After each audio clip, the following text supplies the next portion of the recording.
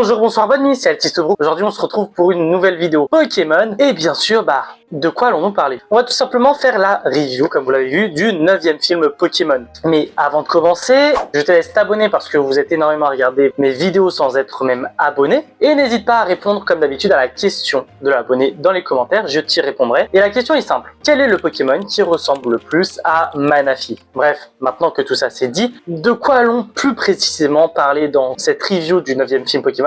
Comme d'habitude, on va faire le synopsis, je vais vous présenter le film et de quoi ça parle, et ensuite on va aller sur mon avis, donc vraiment le côté plus review. Bref, maintenant qu'on a mis les barres sur les T et les points sur les I, il est temps de vous parler du prochain film avec son synopsis.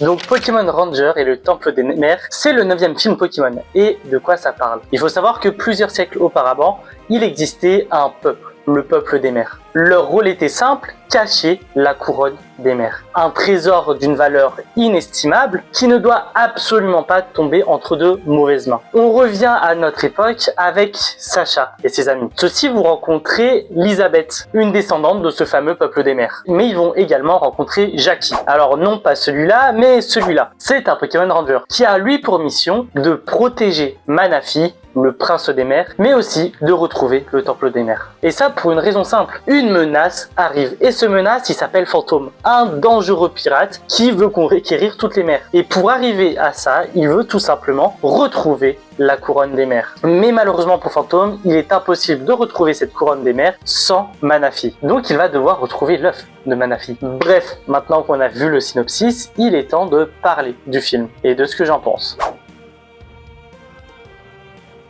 Bon, concrètement, avant de commencer par le fond, par ce qui se passe dans le film, on va parler un petit peu du format, un petit peu comme d'habitude, en commençant par la BO. J'ai adoré la BO. Alors bien sûr, c'est pas une des BO des bandes son qui va le plus me marquer, mais cependant, la BO fonctionne, elle marche. J'ai trouvé qu'il y a également une vibe un petit peu à la Alola. Est-ce que du coup, la 7e génération ne s'est pas inspirée de ce film-là pour créer ses OST?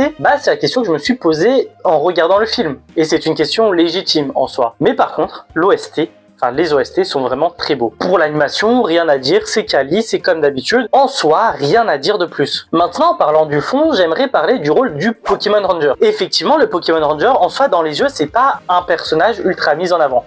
Tu as des dresseurs Pokémon Ranger, mais ce sont juste des dresseurs que tu vas affronter. Certes, il y a des spin-offs Pokémon Ranger qui te permettent de plus aller sur le rôle du Pokémon Ranger, mais si tu n'as pas joué au jeu parce que ce sont des spin-offs, tu n'y connais pas plus que ça. Sachant que l'anime, tu vois des Pokémon Rangers dans 2, 3, 4 épisodes maximum. Donc, c'est pas les dresseurs les plus mis en avant. Tu vois ce que je veux dire? Et là, ce film va vraiment te mettre en avant ce rôle du Pokémon Ranger parce que c'est un métier comme il existe tant dans le monde Pokémon.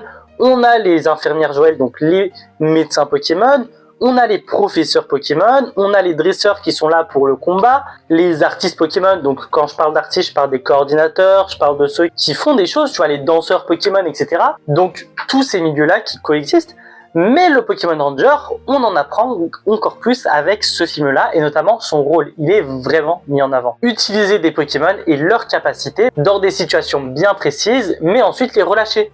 Ce ne sont pas des dresseurs lambda.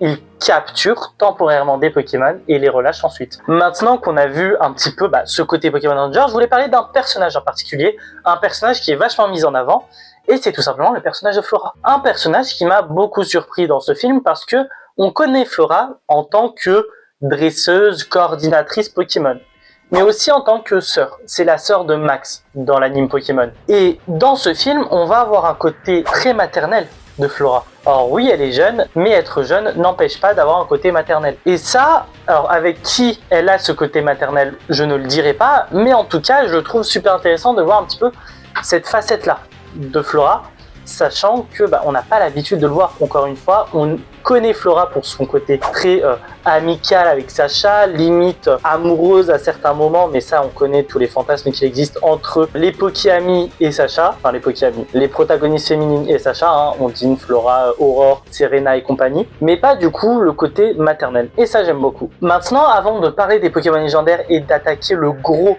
du film, je voulais parler de Fantôme. l'antagoniste. Alors franchement, voir cet antagoniste m'a fait extrêmement de bien. Tout simplement parce que c'est un antagoniste menaçant, c'est un antagoniste qui fait peur, c'est un antagoniste qui marche. Qui dit monde Pokémon dit dresseur Pokémon. Et certains antagonistes font peur via des Pokémon. Lui, il n'en a pas besoin. Il a une force physique déjà extraordinaire, ce qui le rend déjà menaçant. Mais quand tu rajoutes ces Pokémon, le tout fait que tu flippes. Pas de peur parce que physiquement il est moche, mais tu flippes de ce qui peut arriver aux personnages principaux. Un antagoniste comme ça, ça fait plaisir à voir. J'ai adoré voir ce personnage cupide, monstre, naturellement méchant et qui ne pense qu'à sa propre personne. D'ailleurs, on va en reparler à la morale, mais c'est vachement lié à la morale du film. Parce que oui, il ne pense qu'à lui. Récolter les richesses, c'est pour lui. Récolter la couronne des mers, c'est pour ses ambitions les plus fous, les plus cupides. Il veut tout posséder, et notamment les océans. Et en parlant d'océans, c'est justement là où je voulais en parler. J'ai adoré la mise en avant du monde marin de Pokémon. On a exploité tout ce qu'on pouvait exploiter avec Pokémon, mais on n'avait pas exploité le monde marin dans Pokémon, notamment dans les films Pokémon. Fantôme, j'ai adoré. Parce que, encore une fois, c'est un pirate, etc. Et il y a vachement de références aussi très intéressantes, que ce soit l'Atlantide avec le temple des mers, que ce soit la phrase « Je veux être le roi des pirates » qui fait facilement référence à One Piece, sachant que One Piece et Pokémon sont très liés. On a aussi des refs avec l'Odyssée, notamment sur le chant qui rappelle le chant des sirènes, avec ce côté très envoûtant, tu perds ton esprit quand tu entends une sirène chanter. Enfin bref, plein de références super intéressantes et l'exploitation de ce monde maritime est vachement incroyable. Moi j'ai adoré et en plus vous savez à quel point j'ai un affect très particulier avec les Pokémon eau. Ce sont les Pokémon, notamment le type de Pokémon que j'adore le plus. Donc forcément je suis un peu plus touché là-dessus. Maintenant, il y a un petit côté dommage que je trouve, et c'est l'absence de la Team Aqua. On sait que la Team Aqua est vachement liée au monde maritime dans Pokémon, etc. Mais ils ne sont pas là. Surtout que les sbires de Fantôme ont une tenue qui ressemble à la tenue de la Team Aqua. Donc c'est pour ça que je trouve ça vachement dommage. Parce que en soi, si tu regardes bien, la Team Aqua a une tenue très marin, avec leurs t-shirts blancs et bleus qui font... On sait qu'ils appartiennent à la marine, mais aussi ce côté très pirate avec ses bandanas, etc. Et on retrouve ce parallèle-là avec les sbires de Fantôme, mais pourtant la Team Aqua n'est pas présente. Donc, j'avoue, j'ai trouvé ça vraiment dommage que leur présence soit absente dans le film. Mais bon, on ne peut pas tout avoir non plus. J'aimerais terminer maintenant avec le lore. Le lore du film qui est vachement intéressant, parce qu'on a intégré tout ce lore avec le temple des mers, avec la couronne des mers, avec le peuple des mers, et on l'a lié à Manaphy. On sait que Manaphy est considéré comme étant le prince des mers. Il arrive à communiquer avec tous les Pokémon de type eau, tous les Pokémon aquatiques, mais en soi, on n'a pas grand-chose à se mettre sous la dent non plus. Et justement, rajouter tout ce contexte-là dans le film rend Manaphy d'autant plus intéressant. Je ne dis pas que ça devient d'un coup le Pokémon le plus apprécié, le Pokémon que j'apprécie le plus ou le Pokémon que je trouve le plus intéressant, mais j'avoue que ça rajoute un petit quelque chose dessus, sachant qu'il y a quelques petits caméos de certains Pokémon légendaires, donc c'est super sympa. Dommage qu'on n'a pas du coup l'apparition de Fion, qui est vachement liée à Manaphy, mais encore une fois ce n'est qu'un détail. Et c'est là où on va vraiment finir avec la morale du film. Alors si je devais donner une morale, comme je l'ai dit, on voit beaucoup avec Fantôme. Fantôme, c'est un personnage ultra cupide. C'est un personnage qui veut tout posséder, c'est un personnage qui a envie de devenir le roi des mers, le roi des pirates, etc. Mais pour ça, il est prêt à tout, quitte à détruire tout un écosystème. En l'occurrence, ici, les mers. On a vu ce côté très cupide qui peut détruire la biodiversité via le film 4 de Pokémon, Célibier et la voix de la forêt. On l'a vu aussi également avec les héros Pokémon. C'est vrai que c'est une thématique qui revient régulièrement dans les films Pokémon, mais qui à chaque fois sont traités différemment. Parce que oui, la biodiversité, ce sont les plantes, ce sont les forêts, mais ce sont aussi les mers. Oui, la cupidité peut toucher des personnes vivant dans des villes, mais ça peut aussi toucher les côtes. Toutes les personnes vivant en côte, parce que si les mers sont totalement détruites, entre guillemets, ou il y a des anomalies qui arrive, c'est tout le littoral d'une région, d'un pays qui en est affecté. Et le Japon est le parfait exemple avec les typhons, avec les tsunamis qui arrivent en masse, etc. Donc, ça devient d'autant plus intéressant quand on a tous ces contextes-là.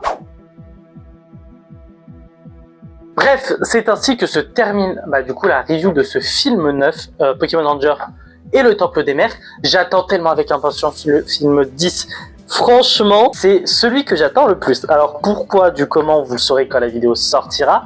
En tout cas, j'attends de voir les épisodes qui se passent avant le film 10. Mais je vous jure que dès que j'ai fini ça, je regarde le film, je tourne le film, je monte le film, je vous envoie la vidéo. Voilà, je pense que tu as compris pourquoi.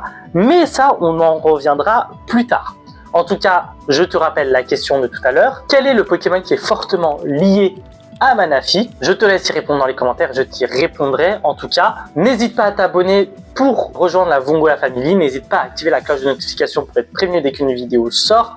N'hésite pas à checker l'intégralité de mes réseaux sociaux, notamment mon Instagram que j'ai refait récemment. Ça te donnera toujours du boost pour pouvoir vous proposer d'autres vidéos. Nous, en tout cas, on se retrouve dès la semaine prochaine pour une nouvelle vidéo manga et anime, dès la semaine d'après pour une nouvelle vidéo Pokémon. Je sais pas si c'est une ouverture de cartes ou pas encore. Bref, on se retrouve très bientôt. À plus les brokistes.